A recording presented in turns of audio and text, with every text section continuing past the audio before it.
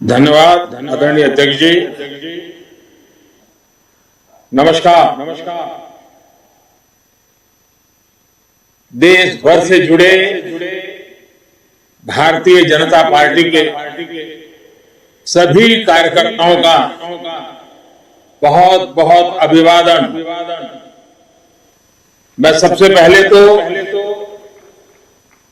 हमारी पार्टी के राष्ट्रीय अध्यक्ष श्रीमान नड्डा जी का बहुत आभार व्यक्त करता हूं कि आज उन्होंने इस कार्यक्रम की रचना की और मुझे भी खास करके बजट के पीछे हमारी सोच क्या है वो पार्टी के कार्यकर्ताओं के सामने प्रस्तुत करने का अवसर दिया।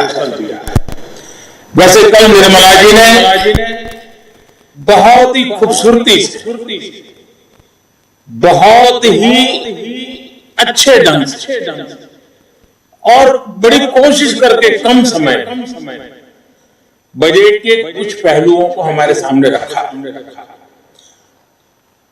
बजट स्पीच में पूरा बजट तो संभव नहीं होता क्योंकि बजट अपने आप में बहुत बड़ा दस्तावेज होता है, बहुत बारीकियां होती है और सदन में उन सब चीजों पे बोलना संभव भी नहीं होता है। मैं भी आज आपसे जो बात करूंगा वो भी शायद बजट का एक बहुत छोटा सा हिस्सा बोल पाऊंगा क्योंकि इसमें इतने विषय होते हैं, लेकिन जब विभागवार चर्चाएं होती हैं और ये साल भर का काम है उसको 1 घंटे में बता देना बड़ा कठिन होता है। फिर भी जब अध्यक्ष जी ने कहा कि इसके पीछे सरकार की सोच क्या है जरा आप बताएं तो अच्छा होगा, तो मैंने कहा ठीक है, पार्टी का आदेश मेरे सर आंखों पर है और आज लोकसभा भी दोपहर के बाद है, तो मैंने कहा ठीक है अगर आज सुबह हम बात कर सकते हैं तो फिर इसलिए आज आपके बीच आने का मुझे मौका मिला है। साथियों, आज देश आजादी के 75वें वर्ष में है और इस समय 100 साल में आई सबसे बड़ी वैश्विक महामारी से आज हिंदुस्तान लड़ रहा है। कोरोना का ये कालखंड पूरी दुनिया के लिए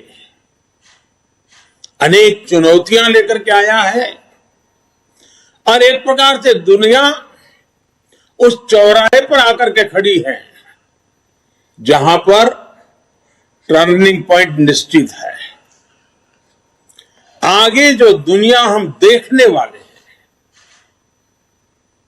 वो वैसी नहीं होगी जैसी कोरोना काल से पहले थी। जैसे द्वितीय विश्व युद्ध के बाद, सेकंड वर्ल्ड वॉर के बाद पूरी दुनिया में बहुत बदलाव आए, पूरा वर्ल्ड ऑर्डर बदल गया, वैसे ही कोरोना के बाद दुनिया में बहुत सारे बदलाव की संभावना है, एक नए वर्ल्ड ऑर्डर की संभावना है और इसके प्रारंभिक संकेत नजर भी आने लगे हैं।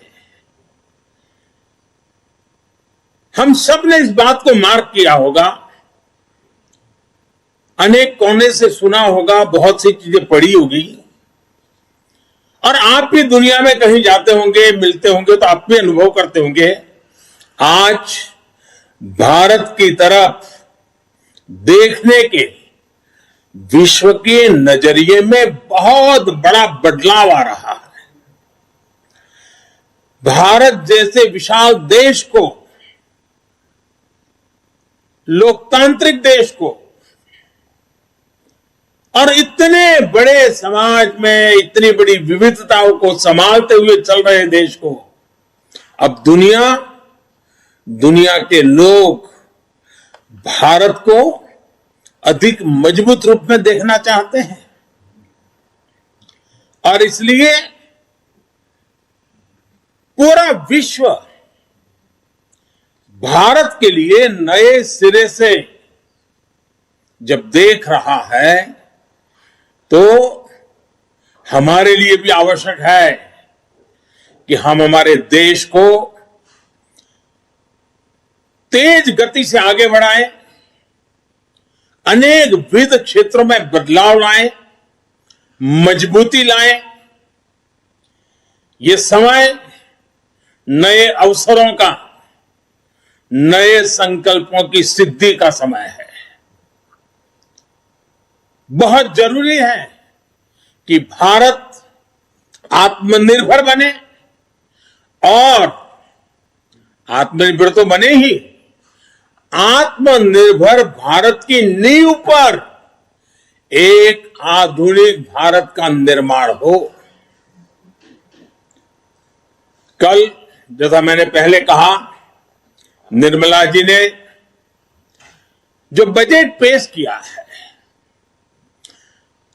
बाय एंड लार्ज हम देखें, पॉलिटिकल एंगल अगर हम छोड़ दें तो जो आर्थिक विषय के लोग हैं, समाज जीवन के लोग हैं, अखबारों में भी देखेंगे, कल टीवी चैनलों की डिबेट में देखेंगे, बजट का बहुत स्वागत हुआ है, बहुत सराहना हुई है। और आपने भी देखा होगा कि इस बजट में देश को आधुनिकता की तरफ ले जाने की दिशा में कई महत्वपूर्ण कदम है। साथियों, जब हम आज के बजट की चर्चा करेंगे तो सापेक्ष भी होती है, कुछ तो पुरानी बातों की तुलना करेंगे तब पता चलता है। बीते 7 वर्षों में जो निर्णय लिए गए, जो नीतियां बनी, पहले की जिन नीतियों में गलतियों को सुधारा गया, उस वजह से आज भारत की अर्थव्यवस्था का निरंतर विस्तार हो रहा है। 7-8 साल पहले भारत की जीडीपी 1,10,000 करोड़ रुपए की थी। आज भारत की अर्थव्यवस्था 2,30,000 करोड़ के आसपास की है। वर्ष 2013-14 में भारत का एक्सपोर्ट 2,85,000 करोड़ रुपए होता था। आज भारत का एक्सपोर्ट 4,70,000 करोड़ रुपए के आसपास पहुंचा है। 7 साल पहले करीब $275 बिलियन का विदेशी मुद्रा रिजर्व हमारे देश के पास था। आज देश का विदेशी मुद्रा रिजर्व $630 बिलियन को पार कर गया है। वर्ष 2013 में देश में $36 बिलियन का विदेशी निवेश एफडीआई था। पिछले साल ये $80 बिलियन को पार कर चुका है। कोरोना के इस काल में भी भारत ने अपनी अर्थव्यवस्था की मजबूती से दुनिया का एक विशेष रूप से ध्यान आकर्षित किया है। आज भारत दुनिया के उन देशों में है जहां के इकोनॉमिक इंडिकेटर्स में बहुत तेजी से सुधार आ रहा है और फंडामेंटल्स मजबूत है। इस साल का बजट इसे और गति देने वाला है। साथियों, जब गरीब को मूलभूत सुविधाएं मिलती हैं तो वो अपनी ऊर्जा, अपने विकास, देश के विकास में लगाते हैं। इस बजट का भी फोकस गरीब, मिडिल क्लास और युवाओं को बुनियादी सुविधाएं देने और आय के स्थायी समाधानों से जोड़ने पर है। हमारी सरकार मूलभूत सुविधाओं के सैचुरेशन पर काम कर रही है, और यह बात मैंने लाल किले पर से भी कही थी। अब मैं एक और छोटा उदाहरण देता हूं, जैसे जल जीवन मिशन। अब हम हमेशा सुनते आए हैं, गांव में, घर में, समाज में, सरकार में, राजनेताओं में, सब में क्या सुनते हैं? हर कोई कहता है जल ही जीवन है। सुनना तो बहुत अच्छा लगता है, लेकिन यह भी सच्चाई है, पानी की दिक्कत, पानी की कमी, गरीब के जीवन की, महिलाओं के जीवन की सबसे बड़ी चुनौतियों में से एक है, और आजादी के 75 साल के बाद भी है। किसान को भी, छोटे किसान को खासकर, पानी के बिना बहुत दिक्कतें हैं। हमारी सरकार के प्रयासों से आज देश में करीब करीब 9 करोड़ ग्रामीण घरों में नल से जल पहुंचने लगा है, और इसमें से करीब करीब 5 करोड़ से ज्यादा पानी के कनेक्शन जल जीवन मिशन के तहत पिछले 2 वर्ष में दिए गए हैं। अब बजट में घोषणा की गई है कि इस साल करीब 4 करोड़ ग्रामीण घरों को पाइप से पानी का कनेक्शन दिया जाएगा। और जब ग्रामीण घर की बात आती है तो उसमें अधिकतम समाज किसानी से जुड़ा हुआ होता है, खेत के काम से जुड़ा हुआ होता है। उसका समय बचेगा, माताओं बहनों का समय बचेगा, वो कृषि के समय में अपना योगदान दे पाएगी। इस पर पानी पहुंचाने के लिए, घरों में पानी, मेरी माताओं बहनों को कष्ट से मुक्ति दिलाने के लिए पहले करीब 40,000 करोड़ से ज्यादा खर्च किया था, अभी 60,000 करोड़ रुपए से ज्यादा खर्च किए जाएंगे। कभी हमारे देश में हमारी माताओं बहनों को, गांव को पानी के लिए 1 लाख करोड़ रुपया खर्च करके आगे बढ़ना ये छोटे निर्णय नहीं है। देश के अलग अलग हिस्सों में नदियों को लिंक करने के अनेक प्रस्ताव इस बजट में हैं। विशेष रूप से केन बेतवा को लिंक करने के लिए जो हजारों करोड़ रुपए का प्रावधान किया गया है, उससे यूपी और एमपी के जो बुंदेलखंड क्षेत्र है, हम रानी की झांसी का गर्व करते हैं ना, मैं उस बुंदेलखंड की बात कर रहा हूं। जिस खाजुराहो की चर्चा करते हैं, मैं उस बुंदेलखंड की बात करता हूं। वहां की तस्वीर बदलने वाली, पानी के अभाव में वहां के किसान के नौजवान बेटे रोजी रोटी के लिए कभी गुजरात, कभी महाराष्ट्र, केरल, तमिलनाडु तक जाना पड़ता है। ये केन बेतवा योजना किसान के जीवन में, खेती में तो बदलाव लाएगी, किसान के जीवन में बदलाव लाएगी। और इस योजना पर लगभग 44,000 करोड़ रुपए खर्च होंगे।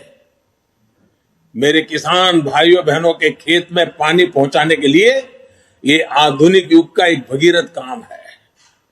अब बुंदेलखंड के खेतों में और हरियाली आएगी।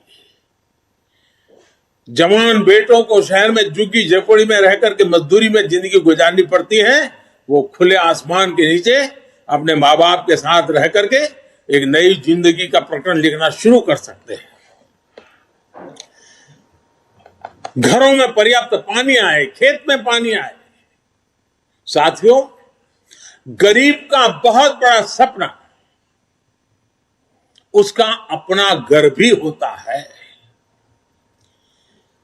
इस साल के बजट में गरीबों के लिए 80 लाख पक्के घर बनाने की बात कही गई है। और इस पर 48,000 48,000 करोड़ रुपए 48,000 करोड़ रुपए यानी करीब करीब 50,000 करोड़ रुपए से अधिक खर्च होंगे। गरीब से मुक्ति का ये भी एक गरीबी से मुक्ति होनी है। गरीबी से बाहर आना चाहता है। जब घर मिलता है ना, उसका एक हौसला बन जाता है। हम कभी गरीबों की ताकत जानते नहीं थे। सिर्फ गरीबों का राजनीतिक उपयोग करने वाले लोग बहुत हुए इस देश में। एक छोटा सा प्रयास, जनधन अकाउंट। गरीब को जब जनधन अकाउंट मिला ना, उसका स्वाभिमान जग गया और लाखों करोड़ रुपए की बचत में गरीब भी आगे आया है। अगर एक जनधन अकाउंट उसकी जिंदगी बदल सकता है, तो गरीब को जब छत मिले, गरीब को जब घर मिले, तब उसका जीवन कितना बदल जाता है, इसका हम देख करके बता सकते हैं। जो भी उन परिवारों को देखेगा, उसका विश्वास बढ़ेगा। और इतना ही नहीं, सरकार जो घर बनाकर इन्हें देती है, वो घर इन गरीबों को एक तरह से लखपति बना देती है। मैं जब छोटा था, लखपति शब्द बहुत बड़ा लगता था।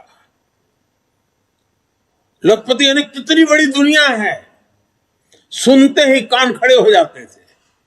लेकिन हमने जो गरीबों को घर दिया है ना, उसकी कीमत के हिसाब से देखे तो हमने पिछले 7 साल में 3 करोड़ गरीबों को पक्के घर देकर उन्हें लखपति बनाया है। जो गरीब थे, जो झोपड़पट्टी में रहते थे, अब उनके पास अपना घर है। पहले के मुकाबले हमारी सरकार ने इन घरों के लिए राशि भी बढ़ाई है और समय की ध्यान को रखते हुए घरों की साइज भी बढ़ाई है, ताकि बच्चों की पढ़ाई न छूट जाए, बच्चों के लिए पढ़ाई के लिए जगह मिल जाए। बड़ी बात यह भी है कि इसमें से ज्यादातर घर महिलाओं के नाम पर भी है। यानी हमने महिलाओं को घर की मालकिन भी बनाया है।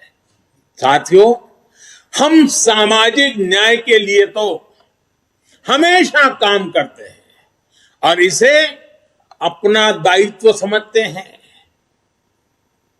जैसे समाज की भलाई के लिए सामाजिक न्याय बहुत जरूरी है, वैसे ही देश की भलाई के लिए भी देश का संतुलित विकास भी जरूरी है।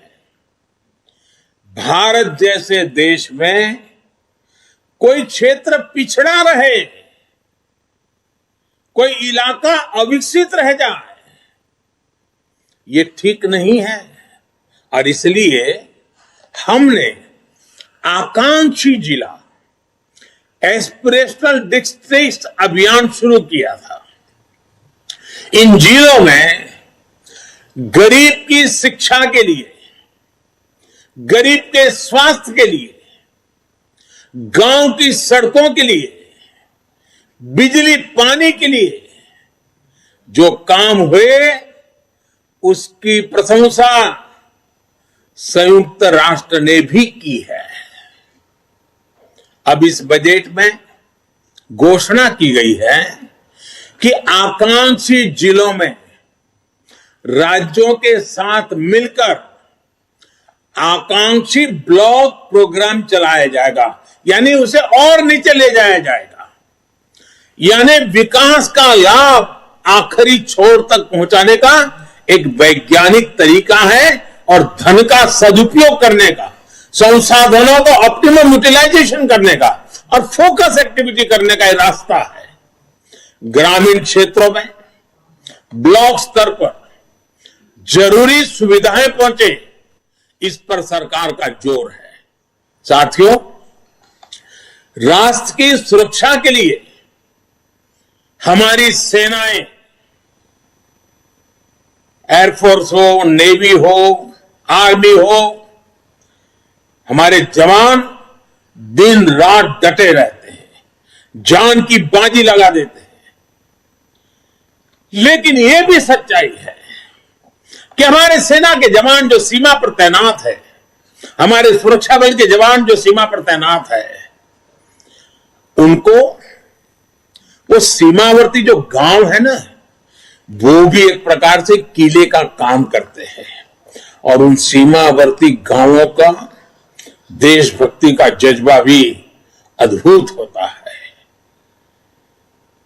अभावों के बीच, संकटों के बीच, मुसीबतों के बीच सीमा पर रहने वाले छोटे गांव के लोग दिन रात देश की रक्षा के लिए सजग रहते हैं। अब समय आ गया है कि हमें हमारी राष्ट्र रक्षा की जो नीतियां हैं उसमें सीमावर्ती गांवों के नागरिकों की शक्ति को पहचानना होगा, उनके अहम रोल को जानना होगा। और इसलिए हमने ध्यान आकर्षित किया है कि सीमावर्ती जो हमारे आखिरी गांव है हिंदुस्तान के कोने कोने में, उन गांवों को विकास की यात्रा में पीछे नहीं रहने देना है। इस वजह से हम वर्षों से सीमावर्ती गांवों से पलायन होते भी देख रहे हैं। किसी भी देश की रक्षा के लिए यह पहलू ठीक नहीं है।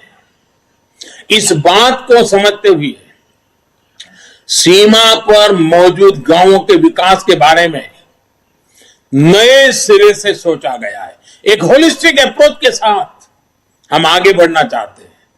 ऐसे गांवों में हर प्रकार की सुविधा हो, बिजली हो, पानी हो, सड़क का इंतजाम हो। इसके लिए बजट में विशेष वाइब्रेंट विलेज प्रोग्राम का ऐलान किया गया है।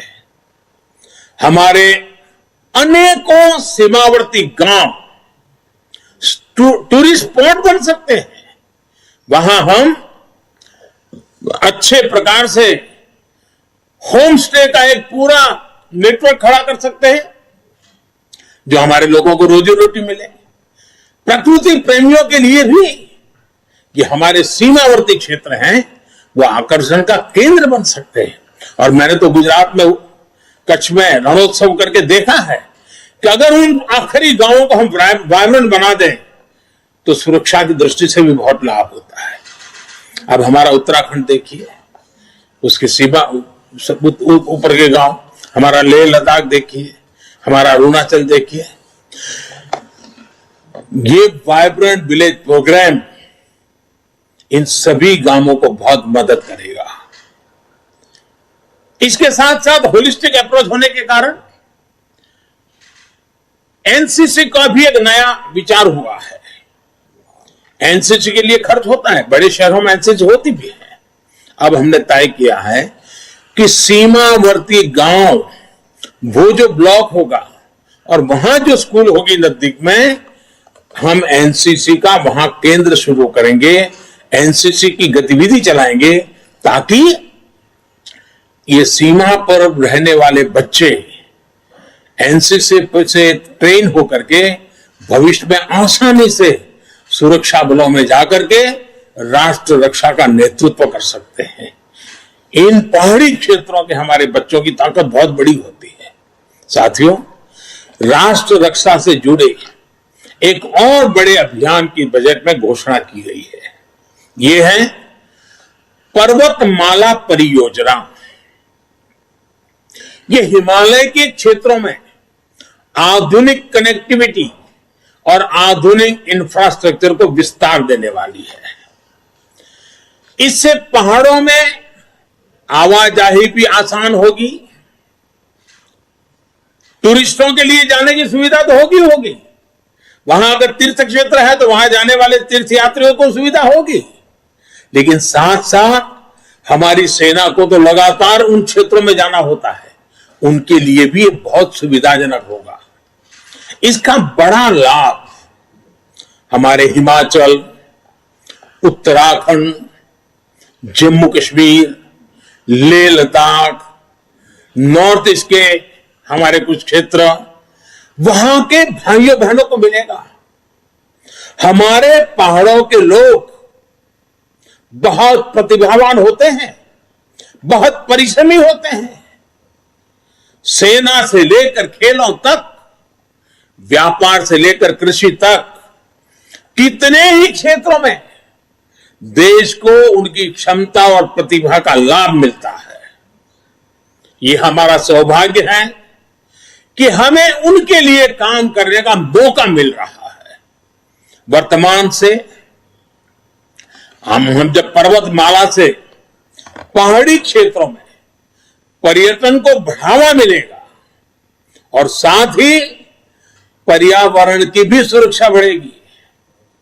नॉर्थ ईस्ट को लेकर भी पीएम डिवाइन नाम से एक बड़ी योजना की घोषणा बजट में की गई है। साथियों, आज समय की मांग है कि भारत की कृषि भी आधुनिक बने, नए तौर तरीके अपनाएं, किसान पर बोझ कम हो। देश की कृषि को टेक्नोलॉजी आधारित और केमिकल फ्री बनाने के लिए बड़े कदम इस बजट में उठाए गए हैं। बीते बजट में हमने किसान रेल और किसान उड़ान की सुविधा सुनिश्चित की। अब किसान ड्रोन किसान का नया साथी बनने वाला है। इसके लिए एफपीओ के माध्यम से किसानों को खेत में ही उचित किराए पर ड्रोन और दूसरी मशीनरी उपलब्ध कराई जाएगी। ड्रोन टेक्नोलॉजी से किसान को तो मदद मिलेगी ही, उत्पादन का रियल टाइम डेटा भी प्राप्त होगा। इससे जुड़े स्टार्टअप्स को फंड करने के लिए नाबार्ड के माध्यम से एक विशेष फंड की मदद भी दी जाएगी। साथियों, कृषि को हाईटेक करने के साथ साथ देश की कृषि को नेचुरल बनाने पर भी अभूतपूर्व फोकस है। दोनों पहलू पर हम बल दे रहे हैं। आधुनिक हो, टेक्नोलॉजी हो, खर्च में बचत हो, साथ साथ बैक टू बेसिक, हमारी ये धरती माता बर्बाद न हो, हमारी धरती माता की उपजाऊ शक्ति खत्म न हो, और इसलिए केमिकल मुक्त खेती, प्राकृतिक खेती। साथियों, इसके कारण किसानों की जो खेत में इन्वेस्टमेंट खर्च होता है, लागत घटाने में बहुत बड़ी मदद मिलेगी। कृषि को ये अधिक लाभकारी बनाएंगे। साथ साथ ये बीमारियों से मुक्ति दिलाने का बहुत बड़ा अभियान भी है, जिसका सबसे अधिक लाभ हमारे छोटे किसानों को होगा। देश के अनेक हिस्सों में जीरो बजट प्राकृतिक खेती पर काम चल रहा है। छोटा किसान, और हमें यह देखना होगा, जब हम किसान की बात करते हैं तब हमारी प्राथमिकता छोटा किसान ही रहनी चाहिए। 80-85% हमारे छोटे किसान हैं। अगर एक बार हमारा छोटा किसान मजबूत बनता है, ताकतवर बनता है, देश की ग्रामीण जीवन बदल जाता है। और इसलिए हमने इस पर बहुत ध्यान केंद्रित किया है। हमने देखा है देश में कौन सी बातें हम सुनते आए हैं। गरीबी हटाने की बातें तो हुई, लेकिन होता क्या था, और वो गलत होता था, मैं नहीं कहता। कहीं इंडस्ट्रियल कॉरिडोर बनते थे, कहीं इकोनॉमिक कॉरिडोर बनते हैं। हमने भी आकर देश में 2 डिफेंस कॉरिडोर बनाए हैं, लेकिन अब हम देश में पहली बार एक और कॉरिडोर बना रहे हैं, जो इस बजट में घोषणा की गई है। प्राकृतिक खेती का कॉरिडोर, नेचुरल फार्मिंग का कॉरिडोर बनाने की दिशा में बढ़ रहे हैं। नेचुरल फार्मिंग का कॉरिडोर लगभग 2500 किलोमीटर लंबा होगा, करीब 10 किलोमीटर चौड़ा होगा, और पहले चरण में उत्तराखंड, उत्तर प्रदेश, बिहार, झारखंड और पश्चिम बंगाल में मां गंगा के किनारे 5-5 किलोमीटर चौड़ा, दोनों तरफ 5-5 किलोमीटर नेचुरल फार्मिंग का एक कॉरिडोर तैयार किया जाएगा। पूरी इकोसिस्टम बनेगी, उसकी प्रोडक्ट की वैश्विक वैल्यू बढ़ने वाली है। खेती के जीवन को बदलाव लाने का ये एपिक सेंटर बन जाएगा। ये कॉरिडोर पूरे हिंदुस्तान के किसानों के लिए प्रेरणा का कारण बनने वाला है।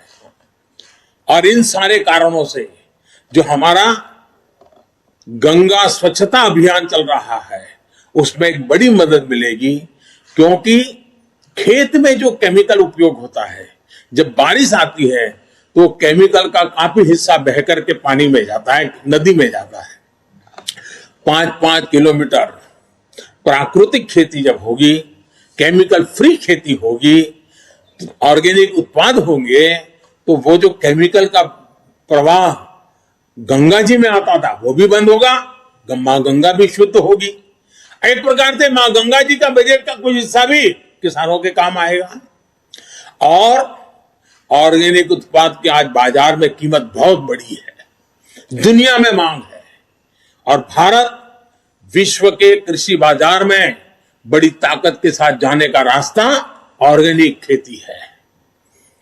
साथियों, सरकार द्वारा मोटे अनाज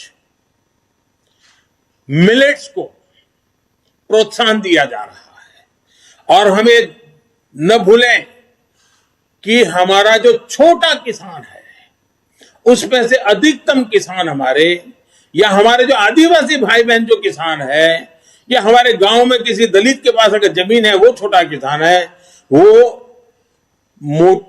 मोटा अनाज ही उनको पैदा किए बिना कोई चारा नहीं होता, क्योंकि बाकी कुछ सुविधाएं नहीं होती। दलित और आदिवासी किसान साथी अगर एग्रो फॉरेस्ट्री और प्राइवेट फॉरेस्ट्री अपनाना चाहते हैं तो उनके लिए भी विशेष मदद का प्रोविजन किया गया है। साथियों, अनाज के साथ साथ हम देखिए कृषि प्रधान देश है। जय जवान जय किसान इस मंत्र ने हमें ताकत दी है, लेकिन यह भी सच्चाई है कि आज हमारा देश 80,000 लाख करोड़ रुपए का तेल, खाने का तेल बाहर से लाना पड़ रहा है, क्योंकि हमारी आदतें बदलना दी है। पुरानी सरकारों ने ऐसे निर्णय किए कि हम आयाती तेल पर निर्भर हो गए। उसी प्रकार से पल्सीज, हमारे यहां जो वेजिटेरियन सोसाइटी है उसको प्रोटीन के लिए, कुपोषण के लिए लड़ाई लड़ने में हमारे लिए पल्सीज की बहुत, दाल है, मूंग है, उड़द है, चना है, इसकी बहुत जरूरत होती है। अब हमारे लिए आवश्यक है कि हम खाने के तेल में आत्मनिर्भर कैसे बने, हम दाल पल्सीज में आत्मनिर्भर कैसे बने। और इसलिए खाने के तेल में आत्मनिर्भरता के लिए एक राष्ट्रीय मिशन अभी अभी देश में प्रारंभ किया गया है। और हर साल जो लाखों करोड़ रुपए हम खाद्य तेल खरीदने के लिए विदेश भेजते हैं, वो पैसे मेरे देश के किसानों के व्यय जाए। जो खेती में पसीना बहाने वाला हमारा किसान है उसके नसीब में आए, उसलिए हम योजनाओं पर बल दे रहे हैं। अन्नदाता को ऊर्जादाता बनाने का भी एक बहुत बड़ा अभियान निरंतर चल रहा है, जिसके माध्यम से खेत में ही सोलार पैनल लगाने के लिए मदद दी जा रही है। आदिवासी किसानों को भी वनोपज से अधिक लाभ हो, इसके लिए बड़े स्तर पर वन धन योजना सफलता के साथ चल रही है और बजट से उसको बल भी दिया जा रहा है। साथियों, सरकार ने हमेशा किसानों के हित में हर जरूरी कदम उठाए। अब आप देखिए बजट में रिन्यूएबल एनर्जी का खर्चा पड़ेगा, लेकिन उसमें एक महत्वपूर्ण खर्चा है किसानों के लिए सोलर पंप। अगर सोलर पंप हम सबसे ज्यादा किसानों के पहुंचाएंगे, सूर्य शक्ति से चलने वाला पंप किसानों को रात को जागना नहीं पड़ेगा, दिन में ही अपने खेती कर लेगा, पानी पहुंचा देगा, शाम को परिवार के साथ अपना समय बिता पाएगा और उसका खर्च भी कम हो जाएगा। इसके लिए भी सोलार पंप का बहुत बड़ा बजट हमारे किसानों तक हम पहुंचा रहे हैं। साथियों, पिछले बजट में फर्टिलाइजर की सब्सिडी 80,000 करोड़ रुपए से भी कम रखी गई थी, 79,000 करोड़। लेकिन कोरोना के कारण अंतर्राष्ट्रीय कीमतों में सप्लाई चेन में गड़बड़ होने के कारण बहुत बड़ा उछाल आया। अब जहां हम करीब 80,000 करोड़ का प्रावधान किया था, हमें 60,000 करोड़ और लगाने पड़े। करीब करीब 1,40,000 करोड़ रुपया फर्टिलाइजर के लिए, जो पहले कभी नहीं करना पड़ा था। इसलिए क्योंकि फर्टिलाइजर का दाम बढ़ा है, लेकिन वो किसान पर बोझ न बने, इसलिए सरकार ने उसको झेला ताकि किसानों की लागत न बढ़े, उन पर अतिरिक्त बोझ न आए। और इस बार इस सब्सिडी को 79,000 से बढ़ा करके 1,05,000 करोड़ रुपए किया गया है, ताकि मेरे किसान भाइयों बहनों को फर्टिलाइजर के लिए संकट का सामना न करना पड़े। और आने वाले कुछ दिनों में हम एक नई योजना लेकर के आ रहे हैं, नैनो फर्टिलाइजर। किसानों की बहुत बड़ी मदद करने वाला एक बहुत बड़ा अहम, हमारे वैज्ञानिकों की मदद से हमने अनुसंधान किया है, जो इस बजट में भी इसका सीधा उल्लेख नहीं किया है, लेकिन उस दिशा में हम काम करने वाले हैं।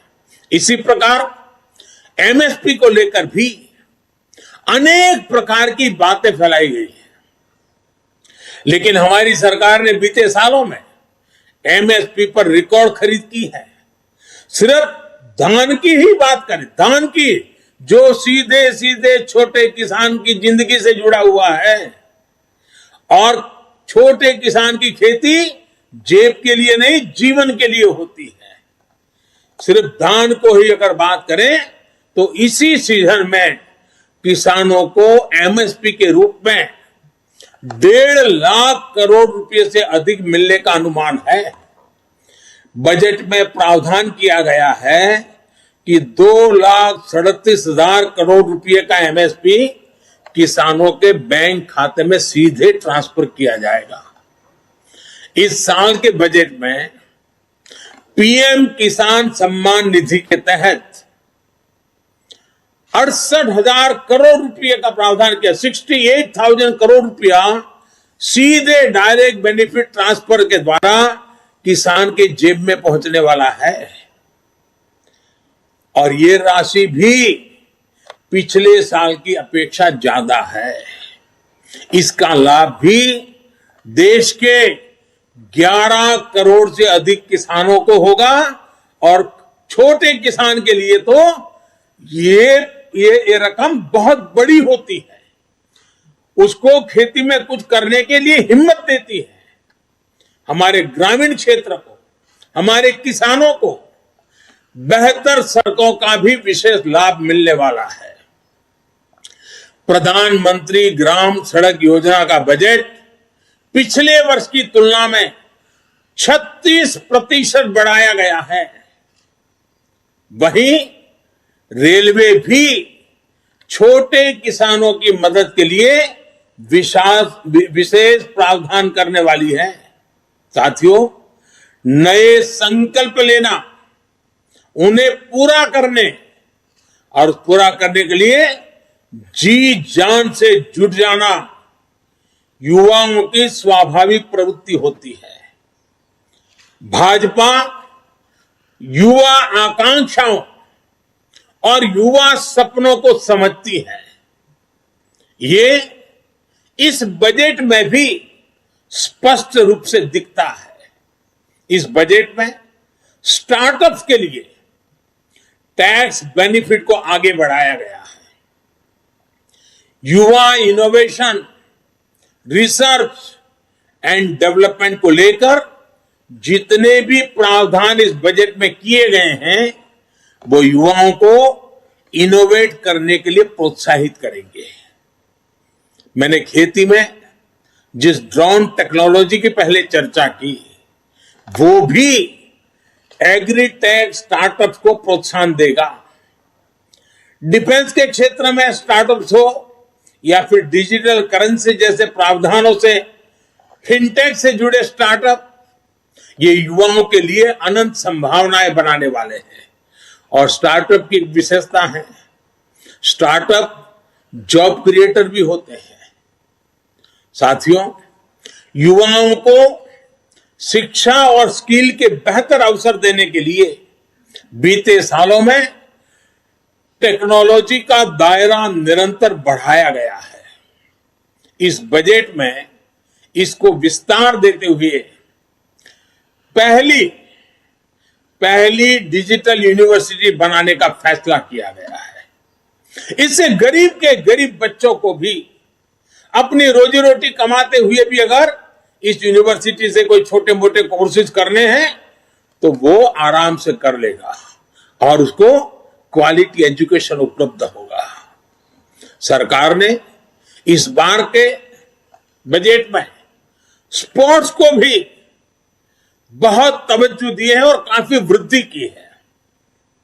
और हम ये न भूलें कि स्पोर्ट्स के क्षेत्र में अधिकतम हमारे किसान के बच्चे ही आते हैं। किसान के परिवार की ही वो आन बान शान बन रहे हैं। खेलो इंडिया अभियान के बजट को भी बढ़ाया गया है। स्पोर्ट्स का बजट पिछले 7 सालों में 3 गुना से भी ज्यादा बढ़ा है। इसका भी लाभ हमारे युवा साथियों को होगा। साथियों, आपने पोस्ट ऑफिस से जुड़ी अहम घोषणा की बजट भाषण में सुनी होगी। अब पोस्ट ऑफिस के खातों में भी बैंकों की तरह ही mobile banking, internet banking, ATM और ऑनलाइन फंड ट्रांसफर की सुविधा मिल पाएगी। अभी देश में 1.5 लाख से अधिक पोस्ट ऑफिस हैं, जिसमें से अधिकतर गांवों में है। पोस्ट ऑफिस में जिनके सुकन्या समृद्धि अकाउंट और पीपीएफ अकाउंट है, उनको भी अब अपनी किस्त जमा करने पोस्ट ऑफिस जाने की जरूरत नहीं है। अब वो सीधे अपने बैंक अकाउंट से ऑनलाइन ट्रांसफर कर पाएंगे। इससे गांवों में रहने वाले किसानों, मजदूरों, वरिष्ठ नागरिकों, महिलाओं को विशेष रूप से बहुत सुविधा होगी। और हम जानते हैं, हमने एक पूरे देश का किसानों के लिए डिजिटल मार्केट प्लेटफॉर्म खड़ा किया है, ई-नाम। अब ई-नाम योजना के तहत जो किसान कारोबार करता है, उसको भी अपनी फसल बेचने के सारा कारोबार पोस्ट ऑफिस में ही बैंकिंग व्यवस्था होने के कारण बहुत आसानी से मेरा किसान अपना कारोबार कर लेगा। साथियों, आज सस्ता और तेज इंटरनेट भारत की पहचान बन चुका है। बहुत जल्द सभी गांव तक ऑप्टिकल फाइबर कनेक्टिविटी पूरी होगी। 5G सर्विस की लॉन्चिंग भारत में ईज ऑफ लिविंग और ईज ऑफ डूइंग बिजनेस को एक अलग ही आयाम देने वाली है। इससे सिर्फ इंटरनेट ही तेज नहीं होगा, डेटा स्पीड ही नहीं बढ़ेगी, बल्कि रिमोट सर्जरी के लेकर स्मार्ट ट्रांसपोर्टेशन तक, अगर ड्रोन से मुझे दूर सुदूर पहाड़ के कोई फल फूल अगर नजदीक में शहर लाना है तो ड्रोन से उठा करके आराम से ले आ पाऊंगा। यानी सारे स्मार्ट ट्रांसपोर्टेशन के लिए भी ये सारी टेक्नोलॉजी गांव को, गरीब को, किसान को भी बहुत बड़ा अवसर देने वाली है। 5G सर्विसेज देश में रोजगार के नए सेक्टर्स का सृजन करेगी, युवाओं को आकर्षक अवसर प्रदान करेगी, स्टार्टअप्स को प्रोत्साहन करेगी। साथियों, आज देश में एनिमेशन, विजुअल इफेक्ट्स, गेमिंग और कॉमिक AVGC इस सेक्टर की भी तेजी से विकास हो रहा है। भारत मोबाइल गेमिंग को लेकर दुनिया के टॉप 5 मार्केट में से एक है। आकलन है कि आने वाले 2 सालों में यह सेक्टर 3 लाख करोड़ रुपए का हो जाएगा। अब मुझे बताइए, ये गेमिंग हम बच्चों को रोक नहीं पाएंगे। परिवार में बच्चा मोबाइल फोन पर गेम खेल रहा है, नहीं रोक पाएंगे। लेकिन क्या हमारे बच्चे विदेशों से खर्च करके आई हुई गेम से खेलेंगे कि हिंदुस्तान भी कुछ करेगा? और इसलिए हमारे देश की प्रतिभा को मौका मिले, इनोवेट करने का अवसर मिले। इस सेक्टर में क्रिएट इन इंडिया और ब्रांड इंडिया को सशक्त करने का भरपूर पोटेंशियल है। भारत को ग्लोबल गेम डेवलपर्स और गेमिंग सर्विस का हब बनाने के लिए इस बजट में एक टास्क फोर्स के गठन की बात की गई है। साथियों, आज के अखबारों में सेंट्रल बैंक डिजिटल करेंसी की भी काफी चर्चा है। इससे डिजिटल इकोनॉमी को बहुत बल मिलेगा। ये डिजिटल रुपया अभी जो हमारी फिजिकल करेंसी है, उसी की तरह डिजिटल स्वरूप लेकर के RBI द्वारा ही उसको पूरी तरह कंट्रोल किया जाएगा, मॉनिटर किया जाएगा, उसका विस्तार किया जाए। और ये ऐसी व्यवस्था होगी जिससे फिजिकल करेंसी से एक्सचेंज भी किया जा सकेगा। जैसे कोई आपको डिजिटल रुपये में पे करेगा तो आप उसको कैश में बदल पाएंगे। Digital payment, online payment, retail payment ज्यादा सुरक्षित होगा, रिस्क फ्री होगा। इससे ग्लोबल डिजिटल पेमेंट सिस्टम के निर्माण में भी आसानी होगी। ये डिजिटल रुपया फिनटेक से जुड़े सेक्टर को अनेक अवसर देगा। इससे कैश को प्रिंट करने, हैंडल करने, डिस्ट्रीब्यूट करने में जो बोझ पड़ता है वो भी कम होगा। साथियों, भारतीय अर्थव्यवस्था का सबसे पुराना, मजबूत और भरोसेमंद स्तंभ है हमारे छोटे उद्यमी और व्यापारी, हमारे स्मॉल एंटरप्रेन्योर। हमारी सरकार MSMEs को मजबूत बनाने के लिए निरंतर प्रयास कर रही है। कोरोना काल में हमने छोटे उद्यमियों को ध्यान में रखते हुए इमरजेंसी क्रेडिट गारंटी स्कीम शुरू की थी। SBI के अध्ययन में यह बात सामने आई है कि इस योजना से MSME सेक्टर में लगभग 1.5 करोड़ नौकरियां सुरक्षित हुई हैं और करीब 6 करोड़ लोगों की जीविका सुरक्षित हुई है। इसी तरह PLI स्कीम का उदाहरण भी हमारे सामने है। इसके परिणाम भी देश देख रहा है। भारत आज मोबाइल मैन्युफैक्चरिंग के क्षेत्र में दुनिया का उभरता हुआ केंद्र बन रहा है। ऑटोमोबाइल और बैटरी के क्षेत्र में भी PLI स्कीम के इसी तरह उत्साहवर्धक परिणाम मिल रहे हैं। जब देश में इतने बड़े स्तर पर मैन्युफैक्चरिंग होगी तो MSME का एक नया इकोसिस्टम खड़ा होगा। MSMEs को कई क्षेत्रों में नए ऑर्डर्स मिलेंगे, नए अवसर पैदा होंगे। मैं एक छोटा सा उदाहरण देता हूं आपको, सिर्फ रक्षा मंत्रालय का। देखिए, रक्षा मंत्रालय आज उत्तर प्रदेश में और तमिलनाडु में डिफेंस कॉरिडोर विकसित कर रहा है।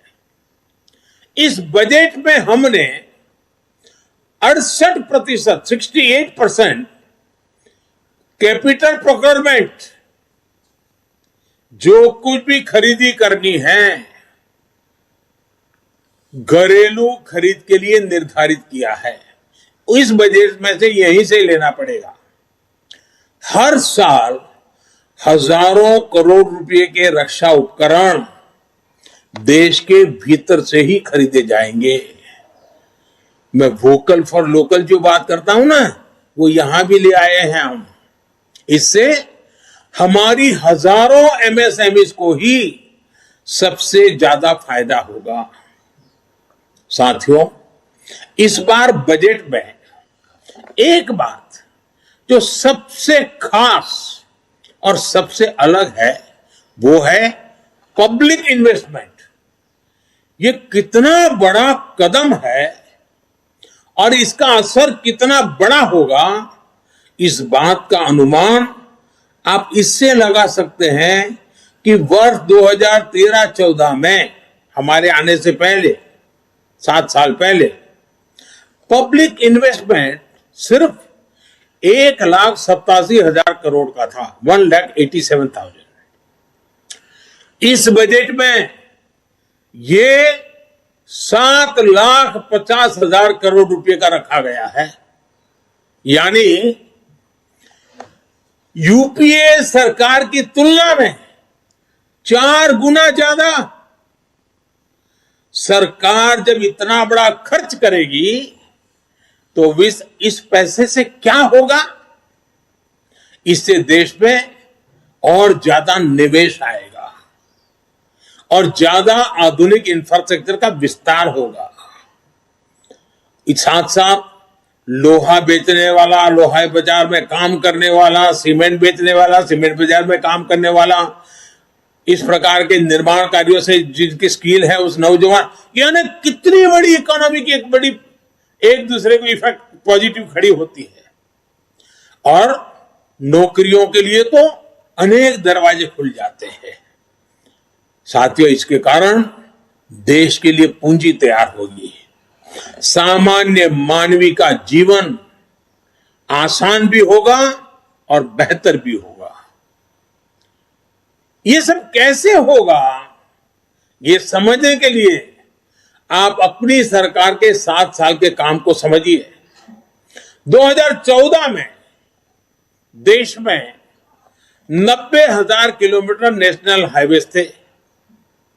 ये 90,000 किलोमीटर हाईवे पिछले 70 साल में बने थे, जबकि हमने पिछले 7 सालों में ही 50,000 किलोमीटर नेशनल हाईवे बनाए हैं। पीएम गति शक्ति मास्टर प्लान के तहत देश में हजारों किलोमीटर के नए हाईवे और बनाएंगे। इससे न केवल शहरों से लेकर गांवों और कस्बों तक बेहतर कनेक्टिविटी होगी, बल्कि इससे देश के हर कोने में इंडस्ट्री भी पहुंचेगी। इससे हर सेक्टर में लाखों नए रोजगार भी पैदा होंगे। और हम जानते हैं, एक जमाना था जहां नदी जाती थी, जहां पानी होता था, उसके नजदीक में गांव बसते थे। फिर समय बदलता गया और अब जहां हाईवेज है, इंफ्रास्ट्रक्चर है, इंटरनेट है, वहां लोग बसते हैं। इस बदलते हुए युग को हमें समझना होगा और इससे ये जो रचना हो रही है वो लॉजिस्टिक सपोर्ट के लिए बहुत बड़ी ताकत हो जाती है। आज अगर हमारे देश में कोई उत्पाद विदेश भेजनी है, मानो फल सब्जी हमारा किसान भेजना चाहता है, लेकिन अगर 6 दिन तक वो ट्रैवलिंग करता रहेगा तो कौन खरीदेगा? ये रोड रास्ते अच्छे बनेंगे तो किसान की पैदावार भी बहुत ही कम समय में अपने गंतव्य स्थान पर पहुंचाएगी और उसके कारण उसको जो आर्थिक नुकसान होता है वो भी बच जाएगा। इतना ही नहीं, इन सब कारणों के गति शक्ति के प्रोजेक्ट के कारण रियल एस्टेट सेक्टर में भी बहुत बड़ी गति मिलने वाला है। इसी तरह देश में 4 जगह पर मल्टी मॉडल लॉजिस्टिक पार्क भी बनाए जाएंगे। मल्टी मॉडल लॉजिस्टिक फैसिलिटीज के लिए 100 पीएम गति शक्ति कार्गो टर्मिनल्स भी विकसित किए जाएंगे। 100 पीएम गति शक्ति कार्गो, सोचिए आप। इससे उद्योगों और व्यापारों के लिए भी किसी भी चीज के लाने जाने में लगने में वाला समय कम होगा और भारत से निर्यात बढ़ाने में मदद मिलेगी। और जब निर्यात बढ़ता है तो उत्पादन और आमदनी बढ़ती है, रोजगार के अवसर बढ़ते हैं। साथियों, एक ऐसा बजट है जो देश में शहरीकरण से जुड़ी चुनौतियों को भी सीधे एड्रेस करता है। ये हमारे शहर ही जहां नियो मिडिल क्लासेस और मिडिल क्लास की बड़ी संख्या में रहता है और देश के विकास में महत्वपूर्ण योगदान देता है। बिजनेस हो, स्पोर्ट्स हो, म्यूजिक हो, स्टार्टअप्स हो, कोई भी क्षेत्र लीजिए, टियर 2 और टियर 3 शहरों का टैलेंट आज निखर कर सामने आ रहा है। बाबा साहब आम्बेडकर भी शहरीकरण के, शहरों में इंफ्रास्ट्रक्चर पर फोकस के बहुत बड़े पक्षधर थे। बीते 7 सालों में देश के शहरों को आधुनिक बनाने पर जो जोर हमने दिया है, उसको इस बजट में नया आयाम दिया गया है। इसमें टाउन प्लानिंग, और जिसकी बहुत बड़ी सराहना हो रही है इन दिनों, टाउन प्लानिंग को री इमेजिन किया गया है और पुराने पड़े अर्बन बायलॉज में सुधार करने के लिए राज्यों को प्रोत्साहित किया जा रहा है। शहरों के प्रदूषण के प्रति भी सरकार की संवेदनशीलता बजट में रिफ्लेक्ट होती है। इसके लिए शहरों में स्वच्छ और सुविधाजनक मास ट्रांजिट सिस्टम को सपोर्ट करने पर बल दिया गया है। Clean tech, special mobility zones और बैटरी स्वैपिंग पॉलिसी भी ग्रीन ट्रांसपोर्ट को गति देगा। नेक्स्ट जनरेशन अर्बन प्लानर्स के लिए, उसके निर्माण के लिए बजट में विशेष प्रावधान किया गया है।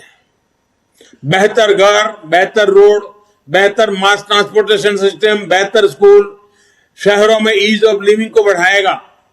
साथियों, ये बजट ना सिर्फ ग्रीन ग्रोथ सुनिश्चित करेगा, बल्कि ये ग्रीन जॉब को भी जनरेट करेगा और एक बहुत बड़ा विशाल क्षेत्र ग्रीन जॉब्स के लिए इंतजार कर रहा है।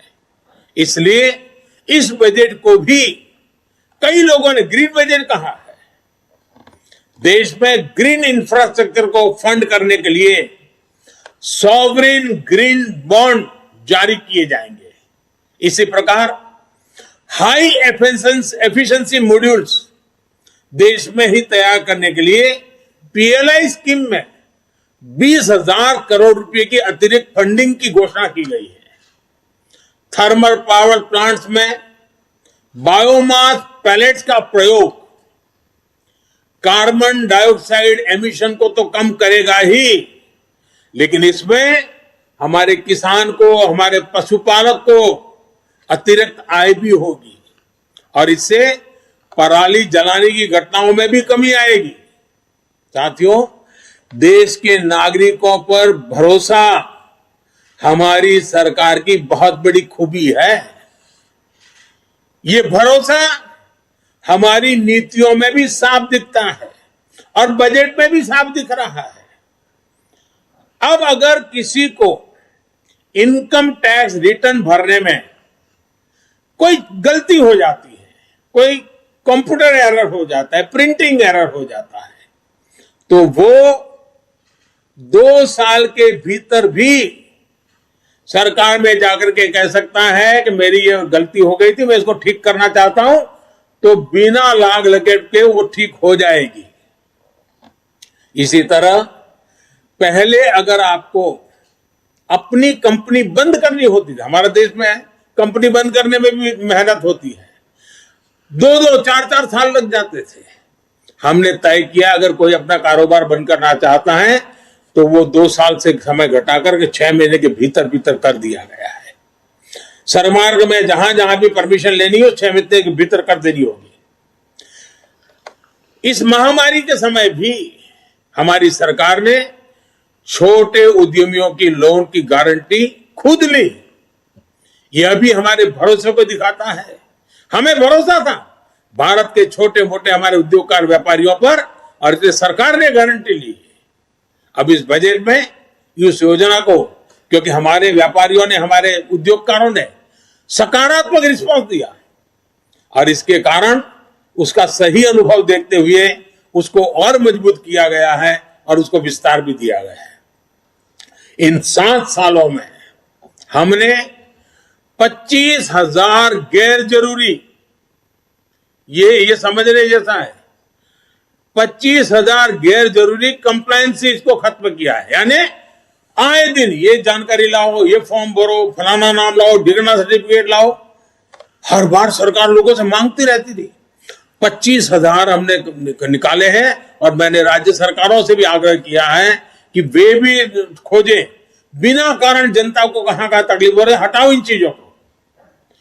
इतना ही नहीं, भारत की संसद में करीब करीब 1500 गैर जरूरी और पुराने कानूनों को भी खत्म कर दिया गया है। इसी भरोसे की बुनियाद पर सरकार ईज ऑफ डूइंग बिजनेस 2.0 अभियान भी शुरू करने जा रही है।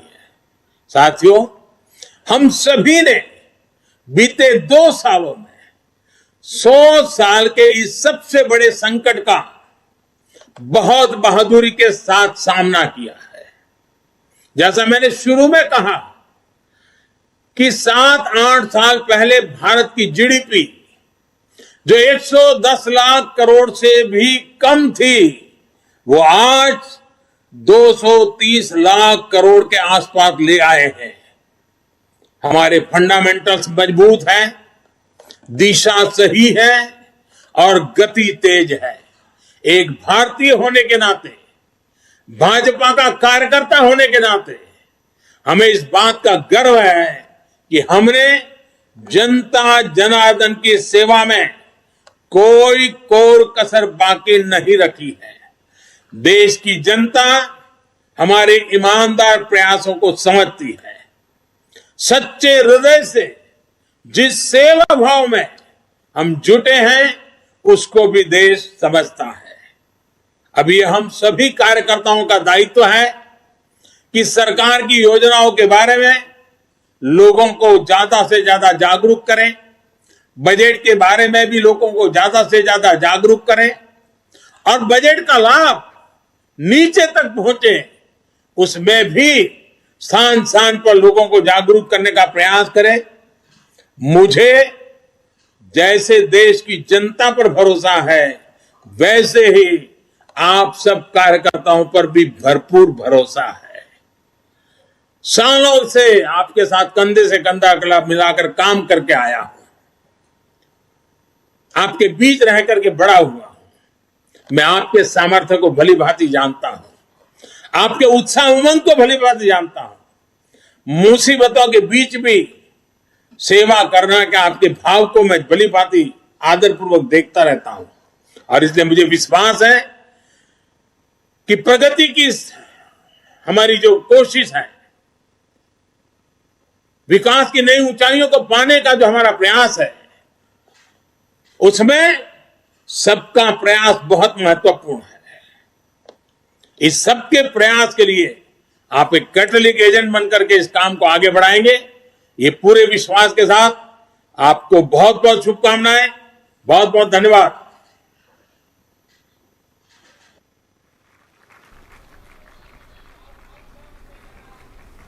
आप देख रहे थे सीधा प्रसारण।